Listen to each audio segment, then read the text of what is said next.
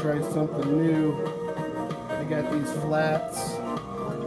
This flat here has the soilless medium I came up with, and then this flat here has the soil.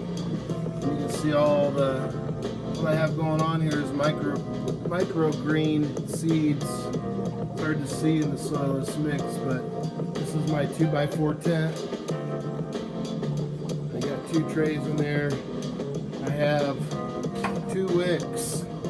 Stand back, and you got a wick like here and one right in there, so there's 2 wicks, which mimics this one here. So I figured I'd do soil and the soilless mix and see how they do, how they work out. So this could be a real nice. Here's my cats over here going for the kill. Oh yeah, they're having fun. They like to butt in on my videos. So anyway, so I got the brewer here hooked up to the 2x4 tent. Getting ready to water this. There's the water here, so I'll prime everything first. I'll prime both flats, and then we should be good to go. I shouldn't have to self-water this anymore. It'll do it. This thing will self-water itself.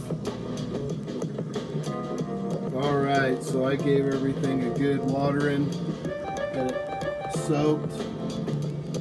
I use the term priming the wick, so that's basically what I've done. You can see the color, the discolor of the soil, and you can see all the microgreen seeds now on top. So what I'll do is I'll take these hidden harvest lights and I'll turn them off for a couple days and let this stew in the dark.